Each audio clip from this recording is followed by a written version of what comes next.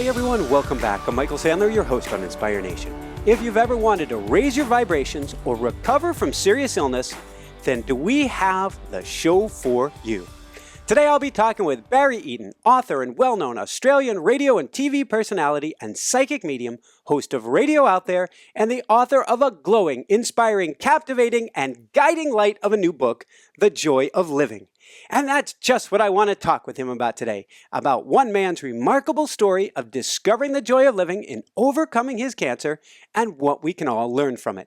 That, plus we'll talk about foregoing the Easter Bunny, runes and Kano, nunchucks and throwing stars, becoming Philodicassia, or pronounced however it is like that, feeling like the Phantom of the Opera, croissants and late terminus, Persephone the snake, and what in the world chocolate-coated Magnum has to do with anything.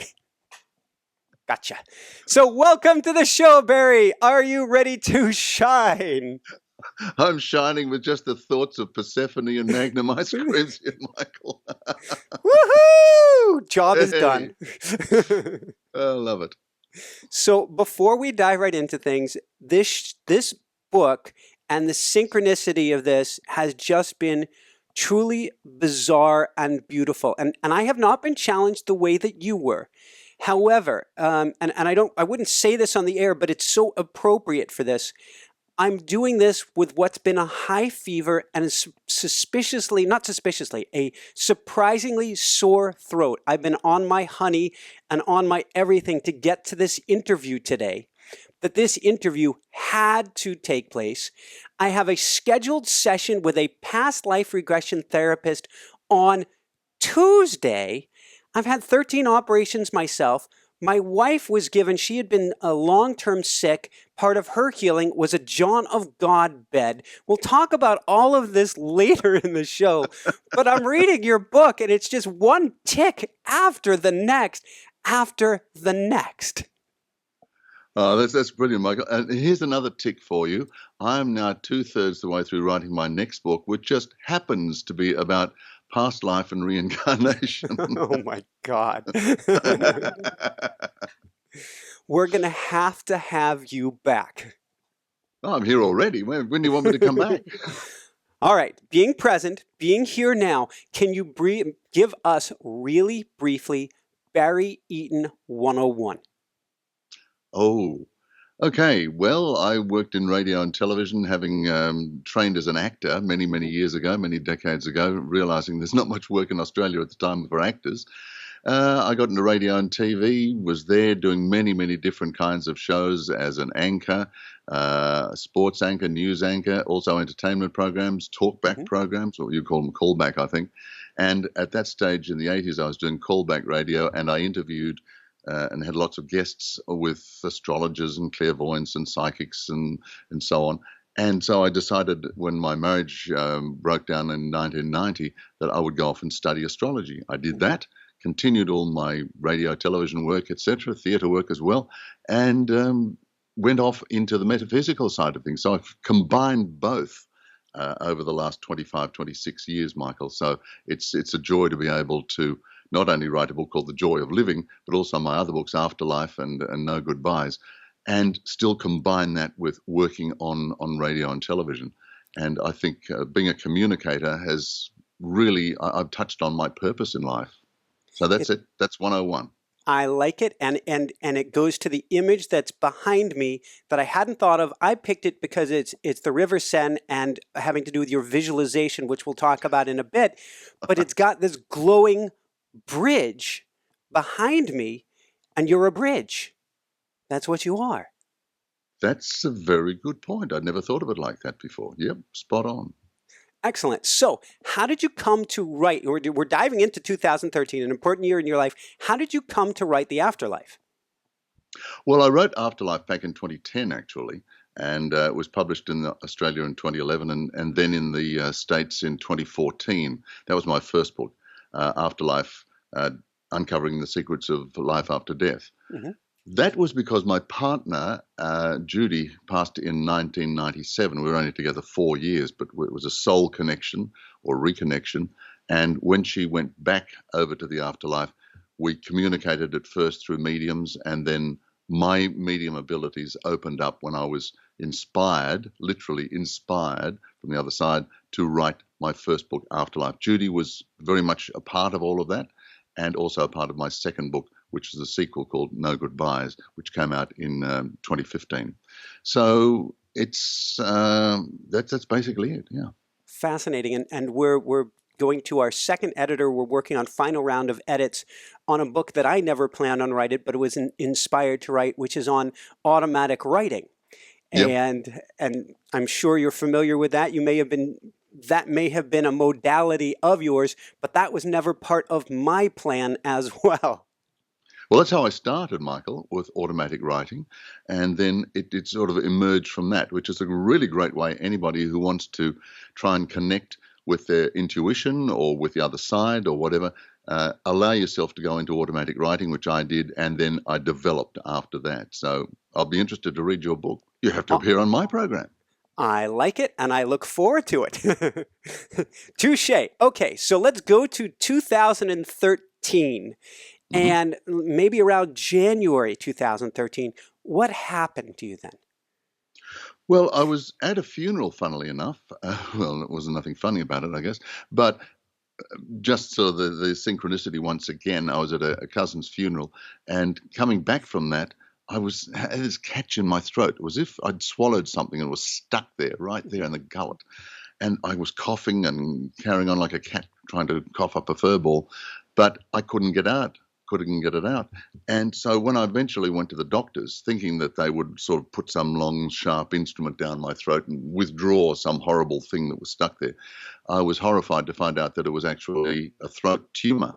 And well, that was the beginning, was diagnosed as cancer. And I had to have that surgically removed, and then also found out along the way that I had cancer of the thyroid as well, first one side and then the other. And so I had to have 3 pretty major operations within a period of about 3 or 4 weeks. You do say, though, that at that time you understood what is FEAR. Well, any life-threatening diagnosis, whether it's cancer or anything else, is going to immediately put you into a fear mode. And that's a natural human reaction. And there's only one way to get out of fear, and that's to deal with it. Now, I've rationalized over many years, and when I was running spiritual development groups, and that we worked on the acronym FEAR as false evidence appearing real. And so many of our fears, when you look back on them, what was I afraid of? What was the great fear that I had this time last year or 5 years ago or when I was a kid? All of those fears, we work through them somehow. Those kind of fears are things that come and go in our life. It's the fear of maybe a runaway truck bearing down on you or something like that. That's not false evidence. That's real evidence. So that kind of fear, yes, get out of the way. Don't get run over by a truck.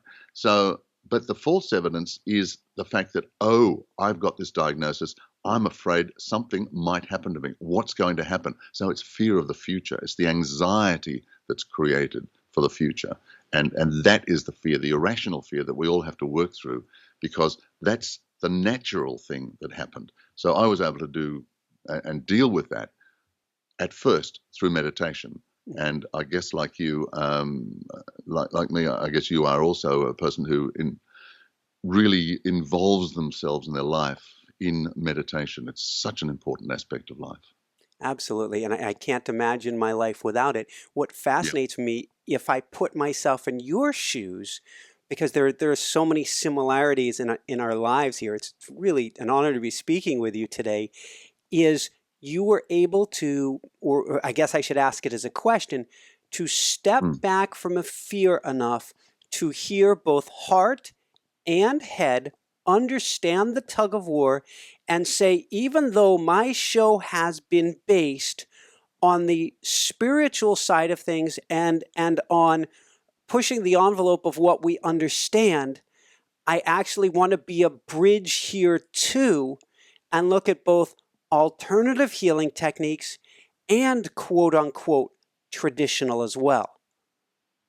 Yeah, that was a great part of my inspiration, Michael, when I went into the depths and the deep meditation and the depths of my soul, and I connected for writing my books with a wonderful team of spirits on the other side, including a master guide that I've been working with for quite some time, and absolutely honored to have this guide with me. And I was able to access all of this spiritual help and advice through these series of meditations. It wasn't just one meditation. It wasn't just sit in a corner for 5 minutes and go, no. It was deep, intense meditation and asking for help. I believe if you don't ask, you don't get. I asked for help. I asked for advice. And it came back to me loud and clear. What we want you to do is to combine holistic and mainstream, because I'd been thinking pretty seriously about just going down the alternative route, because I'm not a person who really enjoys mainstream medicine, pharmaceuticals, and all those sort of things. In fact, you have to really almost force tablets down my throat. I mean, there are times that we have to, yeah, but I'm far more into the natural areas.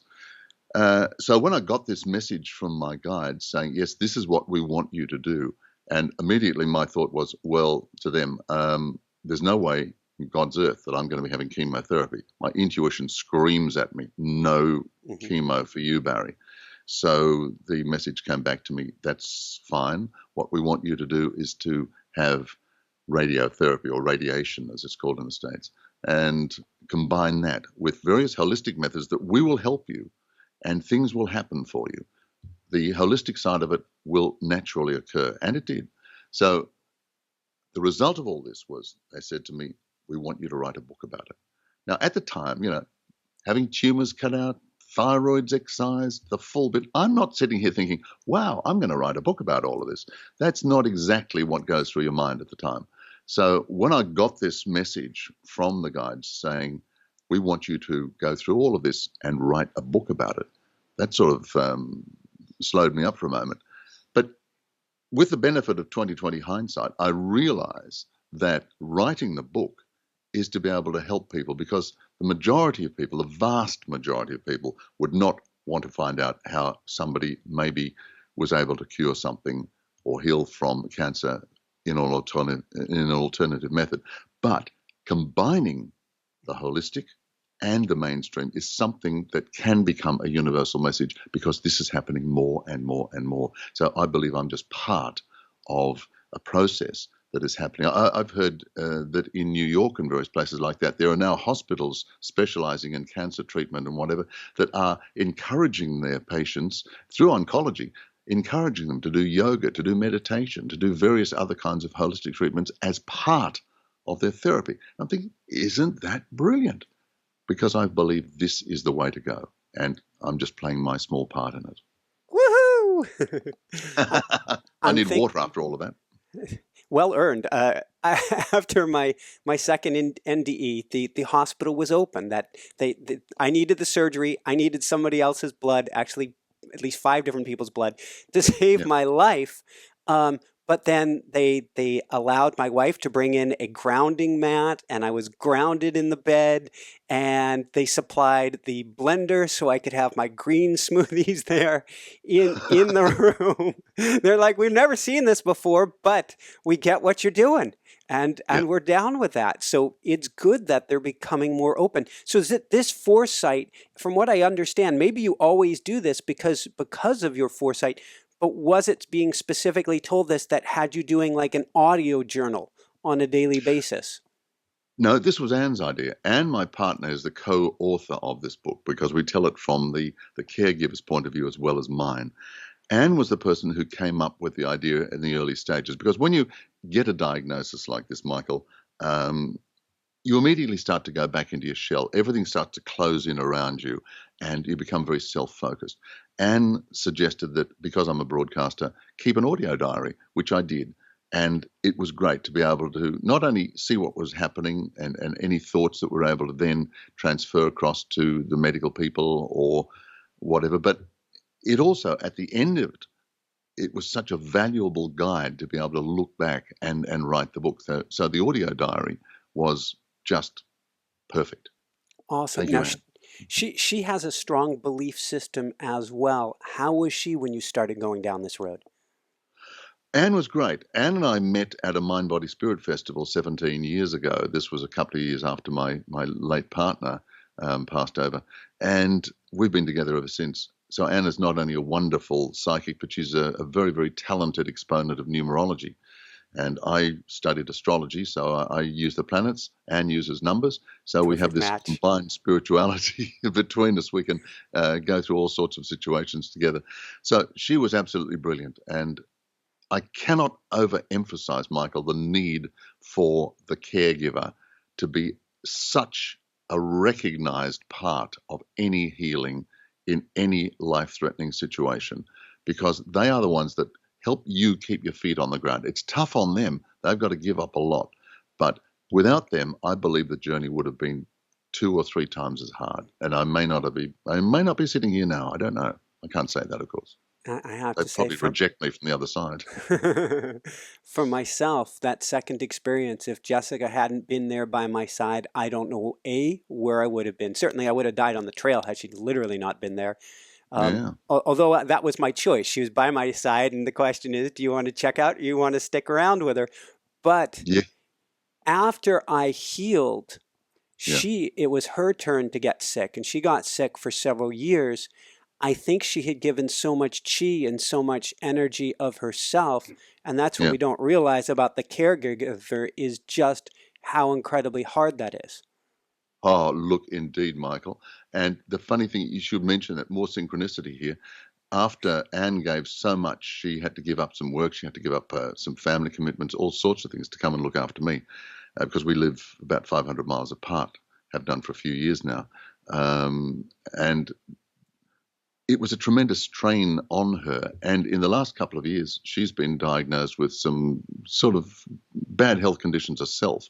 So she's been struggling with that, whether or not that's associated with what she gave me, as you said, giving that energy. But Anne is a giving person, and she really feels the need to get in there and help other people. Maybe Jessica's the same, Absolutely. that she has this need. A friend of mine does something called human design. I don't know whether you've ever heard of We've human had design. on a couple on Yeah. human design. Well, this friend of mine, actually, she appears in the book because she was also the energy healer that helped me balance my own healing. But Glenda Anderson's her name, and she basically is the most respected human design person in Australia. And she sort of told Anne what her side of it is. She's the person who gives, and I'm the person on the other side. I'm a sort of a manifester, a creator, a manifester. So, yeah, it's interesting stuff, isn't it? It's fascinating. And so I'm going to take a strange segue from there, and I want to go to stones. I want to talk about you picking out a rune stone, what they are, and what was the early message you got in this process? Okay. Well, rune stones basically go back to about Viking times. They're little pebbles about so big, and each one has a little mark on it, like a glyph, and each one of those glyphs has a separate meaning.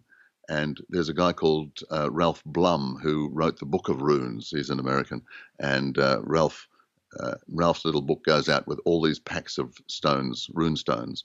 Now you get them in a little pouch, and this I have found to be the best form of self-divination that there is. I've been using them now for about 25 years. And what I do is I'll think about a problem, a situation, or whatever, what I want advice on. What I'm doing is consulting my own intuition. There may be some influences in there as well. I can't say yes or no, but it's essentially self-divination here.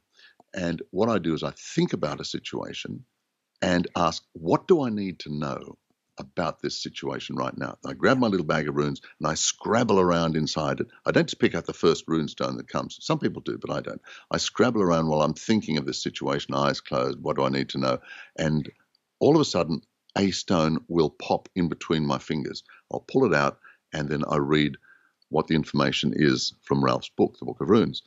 Now, I've been doing this for 25 years, Michael. I have never once been led astray. There is always something in that story of that particular rune that applies to my situation and answers my question.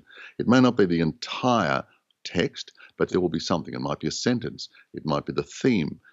Quite often it is. The whole thing will just tell the story. And I'm even after 25 years, I still think, oh, How on earth? That is so accurate. Thank you. But all I'm doing is consulting myself. It's not some kind of witchcraft or any nonsense like that. It's your own intuition, your own wisdom from inside, and it works. So I did this as I was going through the early stages of the whole treatment. And along the way, I was asking, am I on the right track? What do I need to know about this particular stage of my journey? And the first rune stone that I drew out was called Kano, Kano. Mm-hmm. And basically, it was about, I've written the whole text of it in the book, The Joy of Living. But basically, it described having to let go a darkness that was inside me. And once I was able to release this darkness and then move on, this is the essential message. So when I pulled the rune out, I read it, and I thought afterwards, yeah, that's exactly it, because this darkness is the blackness of cancer, which had to be removed. And once I was able to do that, I was able to take the next step. So the runestones from the very word go were guiding me and through myself, through my own intuition, and saying, yes, you're on track, Barry. Keep going, because what we are doing is the right thing. We are getting rid of this blackness. We're letting the past go. Whatever this blackness represents, whether it's karma from a past life, whether it's something I've done in this lifetime, or whatever, I don't know. I don't need to know. Don't worry. But the blackness has to go. So the runestones, and I drew runestones right through the whole process, whenever I felt the need, and each one of them just backed up the situation beautifully, Michael. Wow. So let's go from the rune stones to something I mentioned that part of Jessica's healing was something called a John of God bed. And she was gifted with the opportunity to do that. You were gifted with the opportunity to use this bed on a long-term basis. Maybe you can share, for those who don't know who John of God is, a little bit there. This is dumbfounding that this appeared in your life. It is, but it explains the fact that it is explained by the fact, at least, that the guide said to me, we will help you. We will open doors for you. Because obviously they wanted me to get well, and so I could write this book and help other people, because that's the whole object of The Joy of Living. It's not for financial gain, it's to help other people.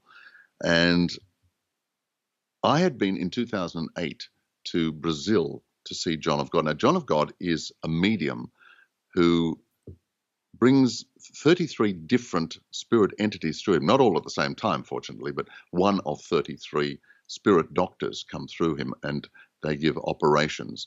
They give some physical operations, but mainly it's spiritual operations. And people from all over the world flock to Brazil, to this little village called Abajania, which is up in the mountains in the hills behind Brasilia, the capital of Brazil. So I went there for 3 weeks, and I had an amazing experience while I was there.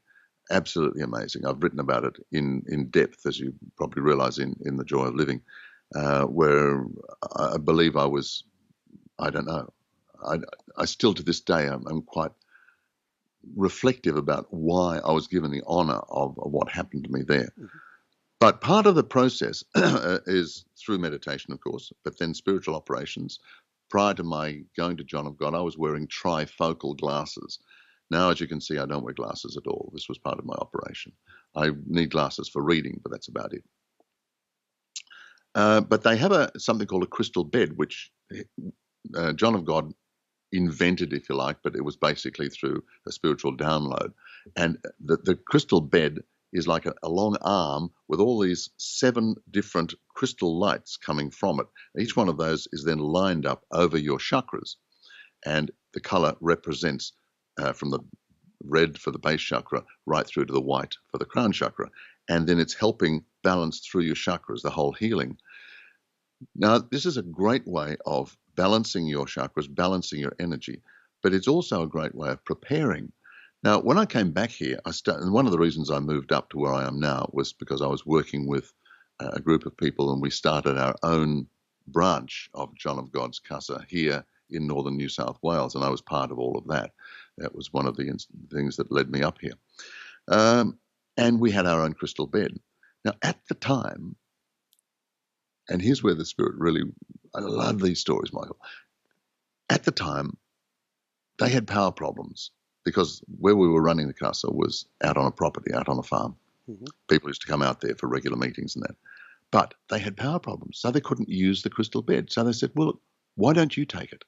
So I set it up downstairs. I've got a little studio apartment underneath my house. So I set it up there and made a little healing room. And I was able to go in there and have daily sessions on the crystal bed leading up to my treatments. And then I'd go away to hospital during the week, come back in the weekend. I'd have my weekend treatments on the crystal bed. Now, this helped me enormously. And I'm so grateful. But I know that it was organized by my guides. I just know this was no coincidence. And it's just one of those incredible things. Now, people might say, "Oh, yeah, well, Barry was gifted that. Yeah, what about me? I'm not going to get that." But there are crystal bed operators, and there are crystal bed owners all over the world. And if you just go in there and look for them online, crystal beds. If you want to go and see johnofgod.com, read about crystal beds. But there are people that you can go to, and this is just one of the things that I did. What I did was my course of treatment. What I did is my story. I don't say to people, you've got to do exactly what I did, because everybody, as you know, Michael, is unique. But the crystal beds were fantastic, and it was the guides that helped me to get there. I'm quite positive of that, so I'm always thankful. A couple of things that you did do that we can all do is one is you dove deep into meditation, and people who may not be familiar with diving deep, they can still start that right now. In fact, what is the process that you're using of going in, or that people could start to do to go in if they're facing these challenges? Well, meditation, sometimes people sort of get a bit daunted by the word itself. They think of some yogi sitting there in a corner with their legs crossed, their hands up in the air saying, yeah, okay, some people do that. But you don't have to. Meditation is essentially quieting the mind, as the Buddhists say, the monkey mind, the monkey chatter. This becomes so rampant in this day and age with so much happening, so much stress. We need to quiet that mind down. We need to be able to focus inwardly. So to do that, you need to find a quiet space and do it regularly. Every day I finish lunch and I sit down and I have about a 15 or 20-minute meditation quietly before I get on with my afternoon's work. And I just quieten the mind down, focus on the breathing. And if thoughts come rushing into your mind, then you just sort of, as you're going through and you're relaxing, you just say, I'll put that up on a little shelf in my mind. I'll come back to that later. So you start to pace yourself down, reduce all of that stress. Now, there are guided meditation CDs. In fact, I narrated one myself several years ago, and they're great. They really are. They're fantastic for people who are wanting to start. But anybody else, I would just recommend that you do this as much as you can, because you are going inside yourself and you're giving yourself a chance to get messages, to get help. And I always say to people that the mind is so busy. If you want to be able to get messages, it's like going into, say, the Super Bowl with 150,000 screaming fans around you and trying to have a very intimate conversation on your cell phone. You can't do it. What have you got to do? You've got to go out somewhere quietly, find a quiet space. Then you can have your intimate telephone conversation. So it's exactly the same thing, same principle. Find a quiet time, find a quiet place. Take the phone off the hook. If you want, a little bit of nice, quiet, soft music in the background just to help you relax. You may not do it the first couple of times, but stick with it. Thank you. And on that note, I've got to ask, you have such an amazing voice. Would you be able at the very end to lead us in just a very short guided meditation? Sure, I'd love to. Awesome. So let's go from there. And I guess part of your philosophy has really been taking and throwing the kitchen sink at this, at coming at it from every angle that you can. I was dumbfounded by your description of going to a past life regressionist. And I'm going to share real briefly something that I think I've shared on air once or twice before, but is the reason that I'm going to the past life regressionist on Tuesday. And I knew this reason before I read your book. Tuesday's actually our anniversary. We got married on 10-10-10. Why would we go to a past life regressionist on my anniversary is because there's something stuck in my subconscious Yeah. that says, particularly if I don't do X, Y, or Z, this sounds crazy and it's embarrassing to share, but if I don't do X, Y, or Z, then I deserve to die. Yeah, well, that is another of those synchronicities that you mentioned before at the beginning of our chat, Michael.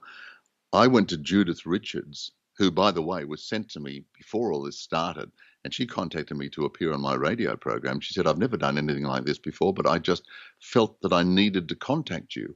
And she said, I don't know why.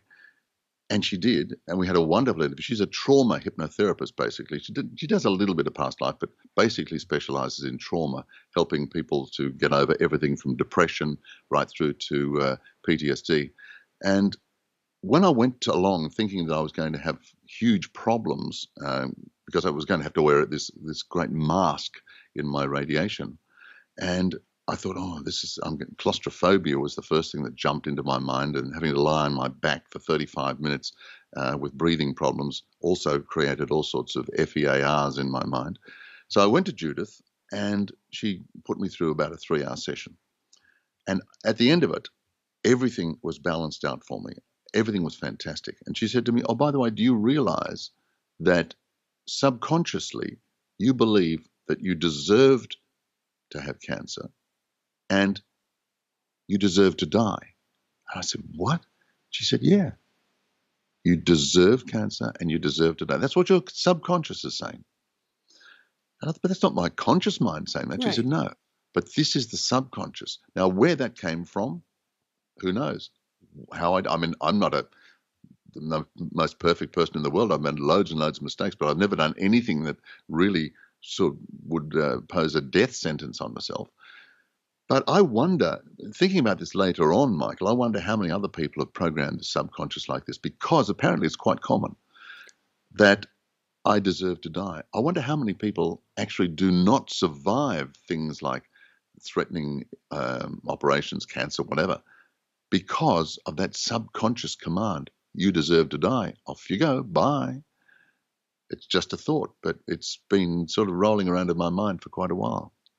It's dumbfounding. I'm so glad you brought it up. I'm so glad you put it in your book. And I've said, I know I had a rough upbringing. My mom, I love you very much, Mom. She was quite loco and said, I wish I never had you, and all that fun stuff that many of us have experienced though as a kid. And Sure. And I know another one of your things, which was you equate success, and it's on the subconscious level, with negative outcomes. She taught me that directly. She said, never talk of success because the bad things will come. But I don't know where that one thing has come from, and on a conscious level, and I play with it all the time. Yeah. So, Oh, go ahead.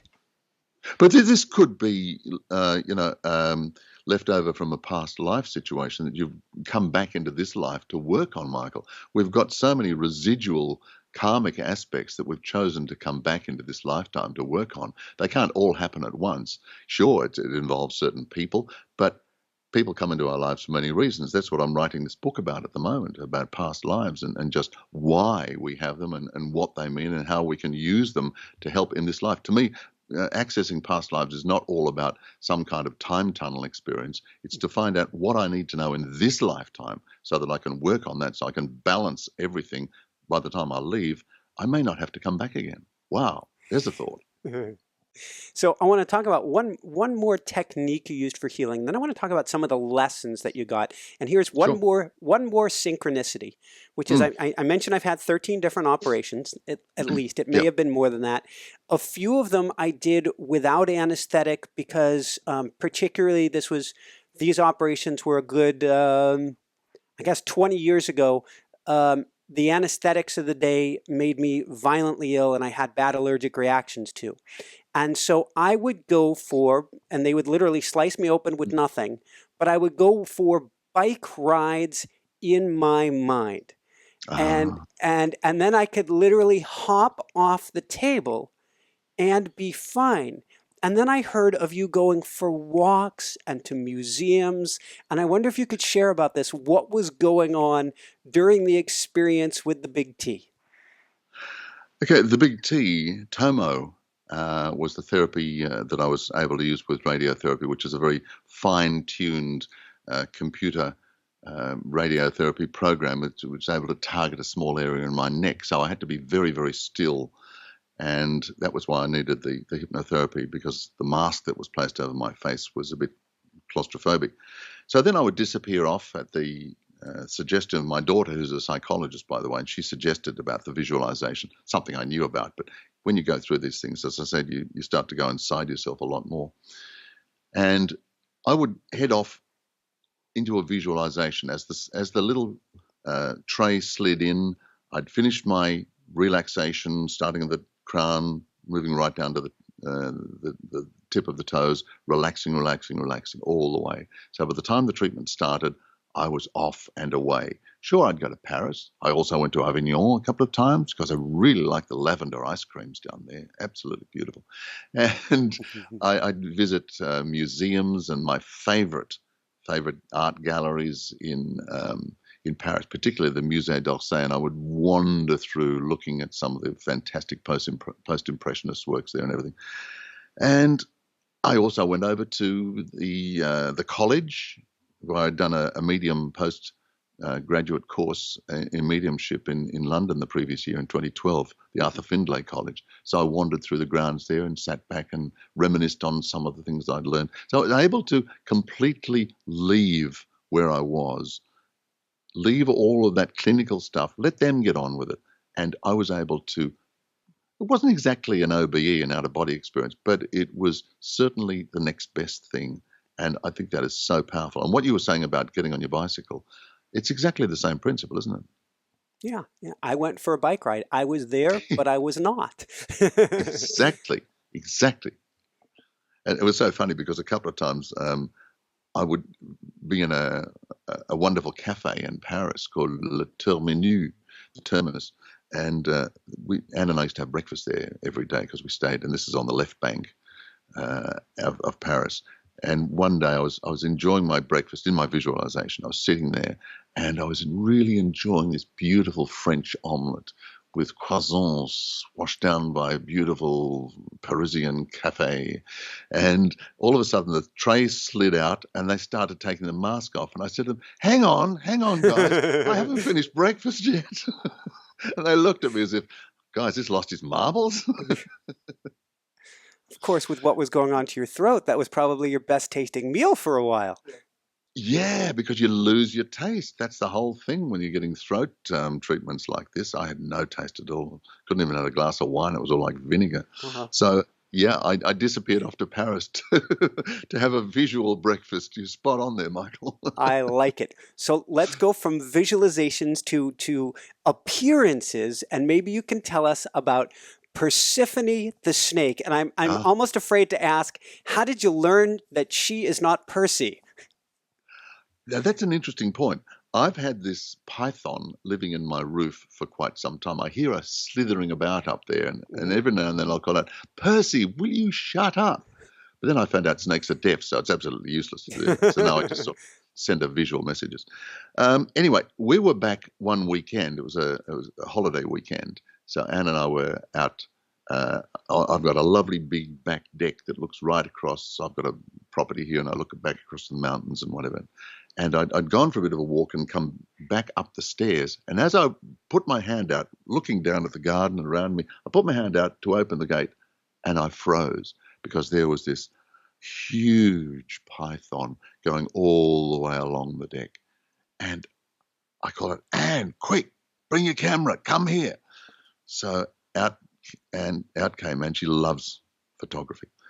So anyway, Percy was going up the wall at the time, which wasn't Percy at the time. But anyway, the snake was going up the wall, turned, when Anne came out, the snake literally turned around, came back again, went and lay right around a corner in a 90-degree angle on top of the railing around the deck. Stayed there for about 4 hours in the sun.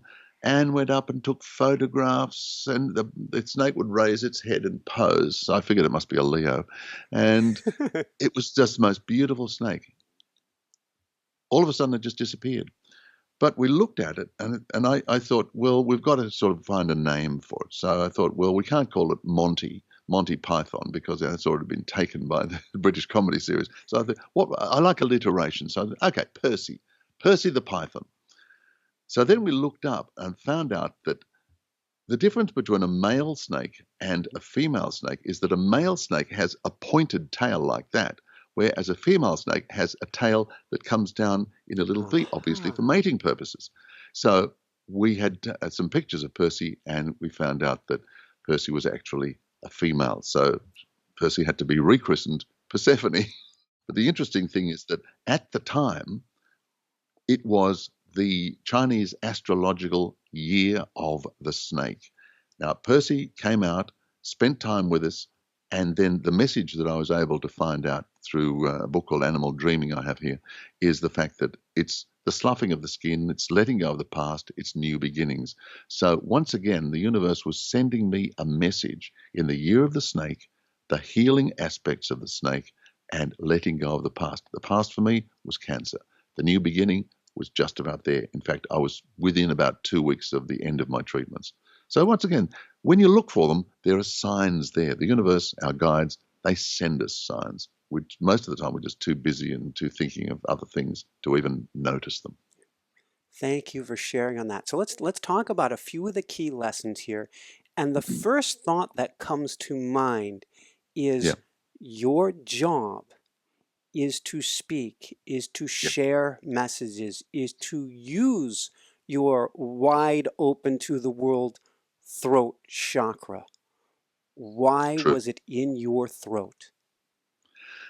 This is a question that's been obviously turning around in my mind for quite some time. When I first was diagnosed, I went through the whole bit and they said to me, "Oh, are you a smoker?" "No, I'm not a smoker, never smoked." "Are you a drinker?" "Well, I enjoy a glass of wine with dinner, but that's about it." And various other things like that. I realized afterwards that I had back in the 80s when I was a sports anchor, I used to compare or MC a tremendous number of live events, sporting dinners, awards dinners, all of these, and they were all sponsored by a cigarette company. And so I would be up there, the lone non-smoker in the room, and the room was absolutely filled with cigarette smoke. And my subsequent research reveals that this was the likely cause, the likely trigger, the catalyst of my throat cancer. Now, being a communicator, that's been my living for many, many, many years now. Too many years, I don't want to start counting them. And I figure that the best way that the universe can have of bringing the attention to us is to hit us where it hurts most. Now, the fear, F-E-A-R, false evidence appearing real, was the fact that, oh, what if I lose my voice? What if I can never, ever do any more radio or television work or narrations or anything at all, even readings? I do consultations, readings. Couldn't even do that because I'd be sounding like that. And that's what's happened to a lot of people. So I had to go through that. And I had to realize that I had to change. And this was the message that came through. Hit Barry where it's going to hurt him most. Make him pull up. Look at himself. Look at what he's done with his life, what he's doing with his life now, and what he's going to be doing with his life. And that's the rationale that I can come up with, that they wanted me to take a really deep, hard look at myself. And I did. Because you can never go back. You can't just get rid of this sort of thing and say, oh, yes, well, that's it now. I'm going to go back and do what I did before. Some people try. I've known people that have tried that. In fact, a guy I knew went to Brazil, was given tremendous treatment for his cancer by John of God there, and came back again. And one of the things you're not supposed to do is to have any alcohol, have any various other foods, or any sex for 40 days after the treatments, after your operation. The guy came back. His girlfriend was so pleased to see him. What happened? And he ended up getting cancer worse than ever and passed from it because he didn't have the discipline. So it's the discipline and working on what is given to you to work with. That's the most important. And then this gets back to what I said before about taking responsibility for your part in it. It's not, oh, well, you do all the work and I'll go away and get all the benefits. You can't do that. And you can't go back to what you did beforehand. Your life is going to change forever. And it did for me. So what are some of the ways that it's changed, or more specifically, some of the lessons or new software program that's been installed into you that you're now continuously running? The biggest lesson, Michael, is the fact that to be able to acknowledge within myself the love of family and the love of my partner Anne, and how it's so needed. My relationships have changed a lot. My close relationships. I've mended a few fences, done all sorts of things like that. For many years, working in the business of radio and television and media, and one because I ran production companies and media relations companies and things, as well as all my radio stuff back in the 80s and early 90s. So I was constantly working. I was working, 80, 90 hours a week quite often. So there wasn't much time left over for family. That's why I've had 2 marriages and several relationships. And it was time for me to look and see what I needed to do. My family, I grew apart from my family in many ways. And this has brought me back very, very close. As I said, I've mended a couple of fences. There's still a bit of fence mending to do, but you can't change your life entirely in just a year or two. But that's been the main thing. And it's also made me focus on what I can put back into the world. And that's why Anne and I wrote this book. As I said, I didn't write it. My purpose is not to write it for financial reasons. Obviously, I can't say that to the publishers because they want to sell books. But it's also important to sell books because we're getting the message out. But the integral message of The Joy of Living is to take responsibility yourself. Don't take it lying down. Do something to help yourself and be part of the whole process. That's the integral message. And acknowledge the fact that you are a very powerful person and your positive frame of mind can do just so much. I've learned all of these things the hard way. Not that I didn't know about positive mindset and that, but these lessons need to be enhanced sometimes. Thank you. And when you say integral, the words are escaping me now. Mending fences. When you say mending fences, one of the most important fences, it sounds like you mended, and I thought I'd mended mine, but I'm going to go see this past life regressionist Tuesday, and we're going to get busy, is to Yeah. stop being so hard on yourself. Yes, exactly. It's the self-dialogue. And Anne's picked me up on this several times. Something will go wrong and I'll be saying, Barry, what are you doing that for, you stupid idiot? If anybody spoke to me like that, they'd get a mouthful. They really would. But the way I have spoken to myself, putting myself down because I'm really hard on myself, now I'm trying not to be so hard. And it's working more and more and more. So that's a very good point, Michael. You're the only person that's ever brought that up. Thank you. So it's a Thank very you. important point to share with people because and it gets to some other things that you have done, that I have done, of driving ourselves, of pushing ourselves. When I think at the end of the day, once you get smacked with a 2x4 one way or the other, it's time to recognize, hard not to recognize. If you make it through, it's hard not to recognize that there has to be a different way. There does definitely have to be a different way. But it's interesting when you mentioned that about putting yourself down and that. I used to play tennis a few years ago with somebody who was a really famous sportsman in Australia, not in the tennis area, but he was an all-round sportsman. And I would play tennis with him, and he was a brilliant tennis player. In fact, he was the doubles champion in the club I played in. And whenever I played with him, if you made a mistake, he'd come and say, "Look, never mind, we'll support you all the way." If he made a mistake, he'd say, "What are you doing, you stupid idiot? What are you doing?" And walk back and muttering and clenching his fists. And I was thinking at the time, wow, this guy is a sporting icon and he's so hard on himself. So it's something I think that exists out there in the community because I think this is part of life in the 21st century. We must be perfect. Everything has to go right. And if we don't, then it's failure. It's failure. What's going to happen to me? So we make mistakes. Big deal. You don't make mistakes, you don't learn. I reckon. Absolutely. So I want to take off my coaching hat as we begin to wind things down, and I want to give you the coaching hat. I don't want people to just listen to this show today and go, "That was great. I really enjoyed listening to Barry's story." what one homework assignment would you give people today so that they can begin changing their lives, maybe even without needing this wake-up call? Yeah, well, let's hope people who are watching right now don't need a wake-up call. Although wake-up calls come in many different ways, Michael. It doesn't have to be a life-threatening health situation. It can be a breakdown of a relationship. It can be sacked from your job. You can have huge problems, financial problems, things like that. They're all wake-up calls, and we all have them all the time. And what you were saying before about being hard on yourself is very, very important there. But I get back to it all the time, and I really cannot mention this enough. It's taking responsibility. And I don't know what it's like in the States, but out here at the moment, we've got this whole area of the age of entitlement. Oh, well, I'm entitled to that sort of thing because I'm a taxpayer. I'm entitled to this because if I don't have a job, then I'm entitled to getting welfare from the government. Why isn't the government doing something to help me? Why isn't the government doing more about this? In other words, somebody else. It's giving your power away. And governments, yeah, they can only do so much. People can only do so much in charities and community efforts and whatever. It boils down to doing things for yourself and taking responsibility for your actions. Self-responsibility.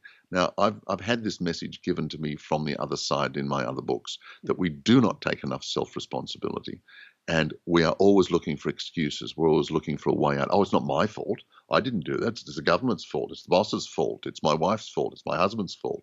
Oh, yeah. Well, why are the kids doing that? No. We have got to take a good, hard look at ourselves and assume whatever responsibility is necessary. I don't want to sound as if I'm trying to be a great big smart ass here, because I'm not. This is something that I really believe in because I've found out for myself and I see it so often. You got sick, you Yep. took personal responsibility. You went into meditation, you went into prayer, you went into checking in, you looked at all the alternatives, you spoke with female people, you came up with your idea or an idea from the other side of a best plan, and then you threw the kitchen sink at it. It wasn't a going into the person, the beautiful person in the white smock, so to speak, and say, it's whatever you want to do, I'm out. Yeah.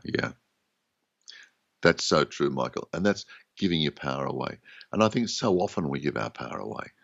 And we need to retain that power. And one of the best ways to do it is through a positive approach, a positive mindset, and a positive self-responsibility. It's very simple, really, but it's just very, very hard to do. And that's why we need a wake-up call every now and then. So whether it's in my case, the cancer, whether it's in somebody else's case, a broken relationship or being fired from a job or whatever, I don't know. But there are many, many wake-up calls that we have all the way through our life. Yeah, I have a mantra now because I didn't listen to the early wake-up call, so universe started cranking up the volume louder and louder and louder. And so my mantra now is kind, gentle, easy, good. May the lessons come. I'm listening. But that's right. Because if we don't listen, if you're talking to somebody and they're not listening, what do? You talk a bit louder. Mhm. Excuse me, I'm speaking to you. And that's what they're doing from the other side. That's what our intuition is doing. You're not listening, Barry. You're not listening, Michael. For heaven's sake, listen. Amen. So what advice, Jessica, my wife, she's the producer, she always wants me to ask a question for parents and their kids. What advice would you give parents today to help their kids? Whoa. Well, I've got 3 granddaughters and a grandson, so my kids are well and truly grown up. But once again, I think it gets back to, I look at the young generation coming through, and one of the best pieces of advice I can give is not to get too wrapped up in technology like screens and that. I saw a very funny commercial online only yesterday of all these people walking down the street and bumping into telegraph poles and all sorts of things like that because they're on their smartphone, falling down steps and doing all these sort of things. I think we need to get balance in our life. That's essentially what it is. Yeah, we all need a phone. We all need to be able to communicate, and we can get so much off our phones and our screens and whatever. But we need to get that balance, and communication is part of it. People are now having relationships and breaking up and doing all sorts of things over a smartphone. I mean, how ridiculous is that sort of thing? We are losing the ability to communicate. And I think this goes back to parents as well. It's so easy to sit around at a dinner table and you see these kids on their telephone while they're having dinner. How ridiculous. Talk, put your screens away. Let's talk, let's communicate. Let's be part of a family. Let's be part of a community. Let us communicate and not just all disappear off into our own little digital bubble. That would be about my best advice. I love it. So on that note, what personally brings you the greatest happiness, or what I call the woohoo factor? I don't know about the greatest. I've got a series of factors that bring me huge happiness. And basically, it's being able to wake up every morning knowing that I've got a reason for getting out of bed, knowing that I'm not going to get up and think, oh, I've got to do this. I've got to go to work. I've got to go there. No, I get out of bed in the morning and already I'm planning what I'm doing. I've got so much to do. I've got something, whether it's a radio program, whether it's an interview, whether it's to appear on Michael's program, whatever. And I've always got something there. Also, the greatest joy is that every day, even though Anne and I don't live in the same city, she's just been visiting up here, went back a day or so ago, we talk every day. We share everything. We communicate, getting back to what I said before. So it's the joy of communication. But I also love theatre. I love films. I love reading. I love playing tennis. I just love life. And I'm really wanting to expand and still enjoy as much of life as I possibly can. And I guess that's why the universe sent that title along, The Joy of Living.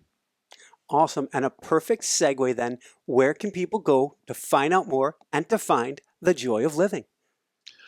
Well, I know it's available in certain bookstores, Michael, and thank you for holding it up on screen like that. It's probably best to go to online sources like Amazon, Barnes & Noble, Book Depository, and various other online sources. I know it's in several bookstores, but that's about the best.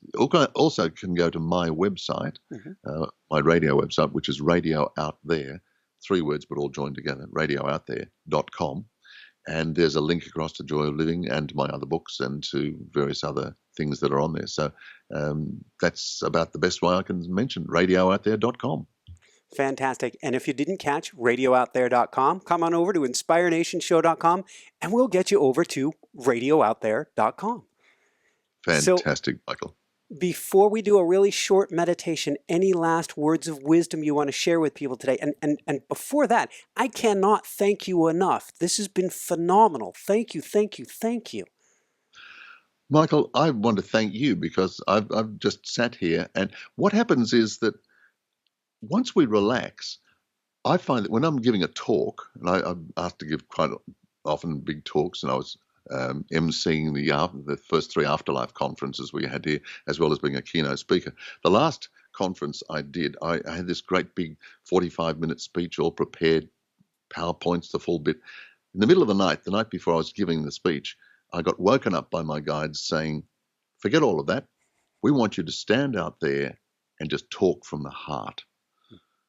And I thought, you wake me up at 3 o'clock in the morning when I got to get up in a couple of hours' time, go on MC and give a 45-minute speech, and you want me to just talk from the heart. Great. So I thought, all right, I'll never go back to sleep now, but I did. I woke up. When I introduced myself, which is a funny, hard thing to do, to introduce yourself as MC, I stood up there and I put everything aside and I just grabbed the hand mic and I walked out into the center of the stage and I talked for 45 minutes. And it was the best talk I have ever given. And I think working from the heart, which is what I did, because I was told many years ago that that's where the soul connects with the body. The soul, the spirit is the vessel for the soul, the vehicle for the soul, and it connects at the heart level. That's why we talk about heart and soul. So when you talk from the heart, you're connecting with your soul. And when you talk with your soul, you are connecting with everything, your own universal presence. So All I can say to people, connect with your heart, with your soul, and speak and think and act from the soul as well as the brain. So in other words, use your heart as well as your mind. Beautiful, beautiful, beautiful. That's a mighty woohoo! Thank you. I Would you? like your woohoos. I really like that. Thank you. Would you have a brief, I know it's impromptu, sort of like, I guess, your 45-minute talk, but would you have a brief guided meditation you wouldn't mind sharing? Sure. How long would you like me to make it? Anywhere from, say, 3 to 8 minutes, somewhere in there. All right. Okay. What I'd like everybody now to do, providing you are able to watch this in a very comfortable place, sit back, relax, let go. We've had a wonderful conversation here. What I want you to do now is to just close your mind, close your eyes, and start to relax. Let go. Just feel yourself reducing all of that tension and allow your mind to slow down. All of that chatter that's going on all the time, all of the stress during the day, all of the information that you've just been getting, it's still there. It will be there for you. Allow it to go to one side and it will come back again later when you need it. But now it's time for you to give yourself permission to just relax. Relax the mind. Relax right down through your face. Feel your face muscles relaxing. Right down. Feel that tension leaving the shoulders. Let your shoulders just sag a little bit. Take all the tension away from your shoulders. And as you start to breathe, breathe a little more softly and just allow your body to naturally slow down and relax. Focus your mind now a little on your breathing.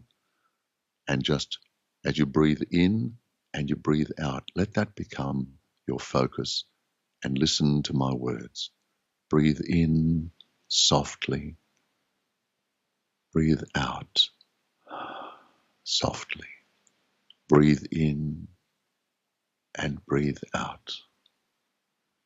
Just allow yourself to relax, to let go, to be at peace, with yourself, with your surroundings. Any sounds, any noises, any outside interference, it's just there. Allow it to just be and allow yourself to drift a little deeper with every breath you take. And I want you to go deeper now. I want you to allow yourself to drift downward, deeper.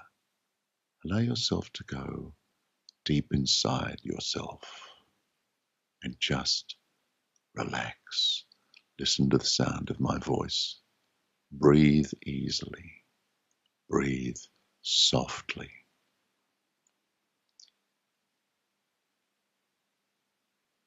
Just allow yourself now to be at peace. You can go a little deeper, just a little bit deeper.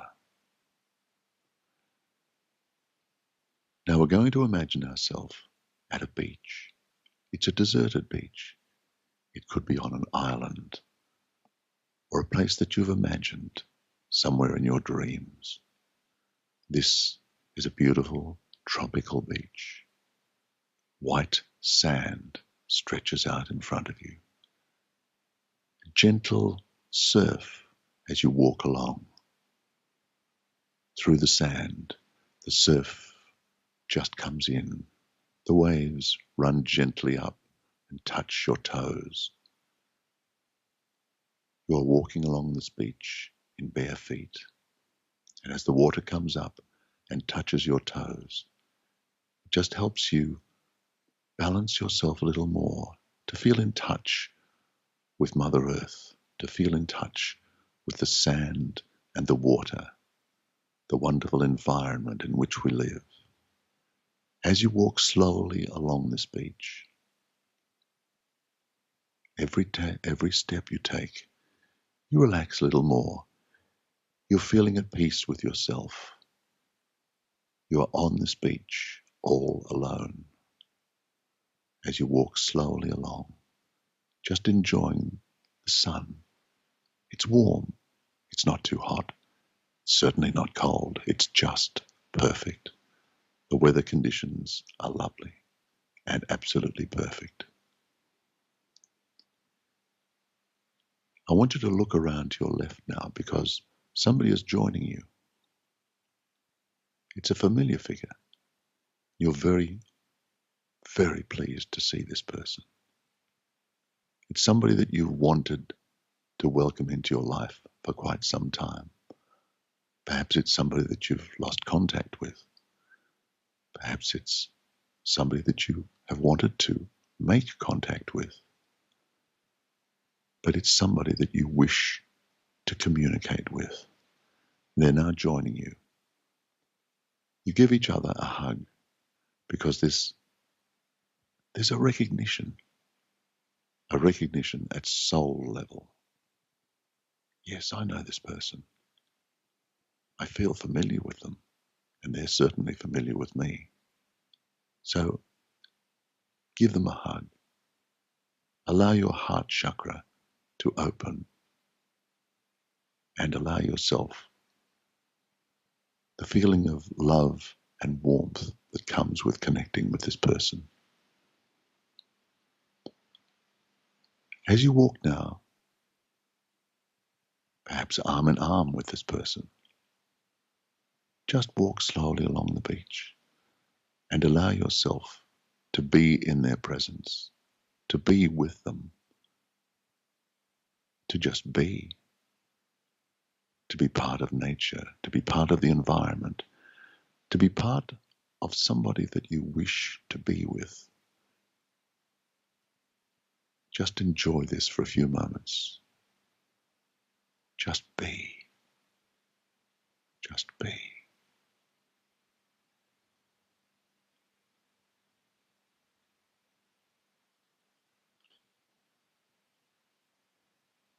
Perhaps there's something you wish to share with your friend, or maybe they have something to share with you.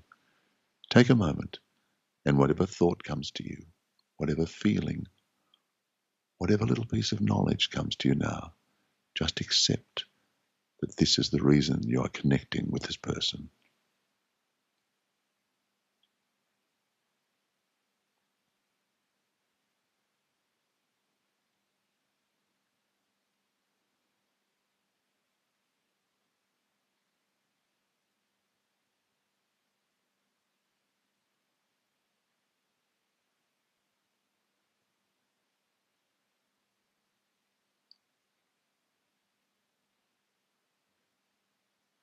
And now it's time for your friend to take their leave. They must continue with their life, and it's time for you to continue with your life. So once again, a little farewell hug. Thank them for coming into your life.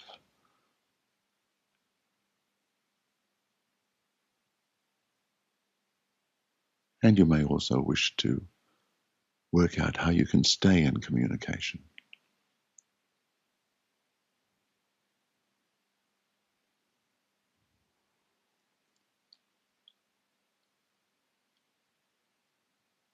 And now your friend gives you a wave and heads back up to the edge of the beach and into the forest. You're sad to see them go, but you know that this is not the end. This is just the beginning of a whole new relationship. A relationship of friends, a relationship of love and peace. As they disappear into the jungle, into the forest, turn around now. Find a little place to sit down and relax and just look out to sea. The beautiful rolling waves as they come in softly, and just feel at peace with yourself and feel at peace with the world.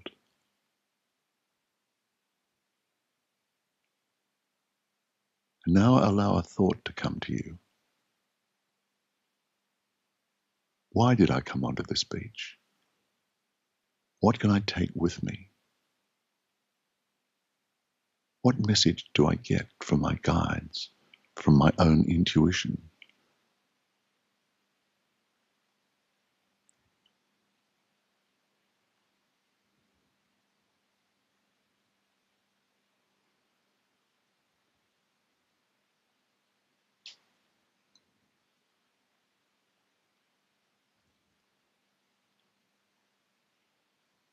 Now it's time to close your eyes once again.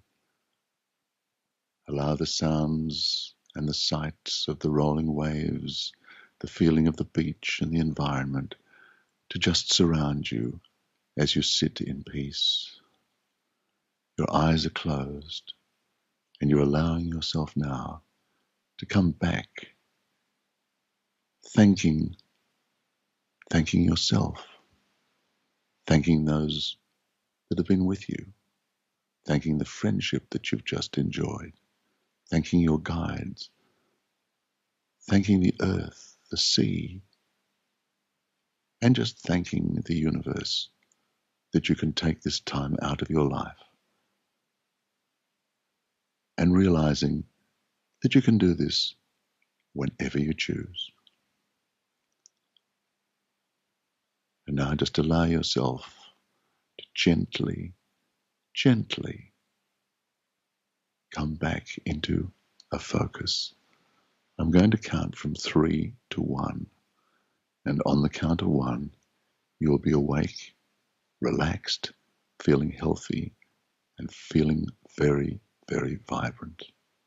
3, feeling yourself starting to come back into the present, feeling very calm, very peaceful. 2, emerging even more into your present life, into your present circumstances, feeling very, very relaxed and positive. And 1, you are now back in the room, wherever you are, feeling relaxed, feeling calm, and grateful for your experience, in the full knowledge that you can relax and use meditation whenever you can, whenever it's appropriate. Take a moment and then just move your fingers and your toes a little bit. Just wriggle them around a little bit to make sure that you're back with us. And when you're ready, open your eyes.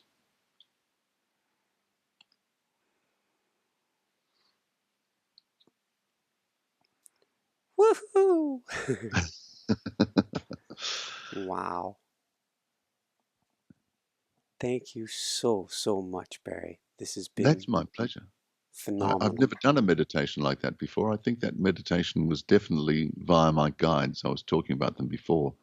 I wasn't planning on going to a beach, but I'm hope that you're all able to enjoy your little excursion to the beachside. Absolutely phenomenal. Thank you. I got My to pleasure. crank it back up for the finish here. So Well, I hope everybody's feeling a lot more sort of relaxed now. We don't have to crank too far. I'm jello. So for everyone out there, this is Michael Sandler saying, be well, have fun, get the joy of living, and start living more joyful today. And shine bright. Woohoo! Hey. Thank you so much, Barry. My pleasure.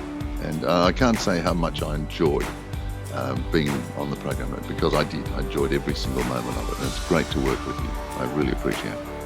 Thanks so much for watching. If you enjoyed it, be sure to like below. Also, leave your comments. Have some real fun with it. Subscribe to our channel where you're going to get more great videos, more interviews coming up. And check out our website, inspirenationshow.com. That's where you'll find tips, blogs, information, videos you won't find anywhere else, and useful and helpful resources to really help you kickstart your life and to shine bright. Thanks so much again. Thank you for your support. Like, comment, subscribe. See the website. Thanks so much and have fun. Of course, shine bright. Woohoo!